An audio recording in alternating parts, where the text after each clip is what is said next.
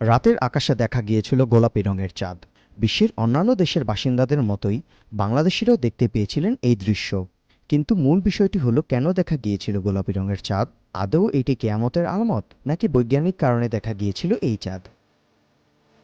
জ্যোতিষবিজ্ঞানীরা জানিয়েছেন, পৃথিবীর বায়ুমণ্ডলে থাকা অত্যন্ত সূক্ষ্ম ধূলিকণা এবং বিভিন্ন ধরনের গ্যাসের শক্তির কারণে অনেক সময় চাঁদের রং দৃশ্যমান পরিবর্তন দেখা যায়। তাছাড়া অন্যান্য ধোঁয়া ও দূষণও পৃথিবীতে আলো পৌঁছাতে বাধা সৃষ্টি করে। পৃথিবীতে আসা আলো তাদের নিজ নিজ তরঙ্গ দৈর্ঘ্য অনুযায়ী অনেক প্রকারে বিক্ষিপ্ত হয়ে যায়।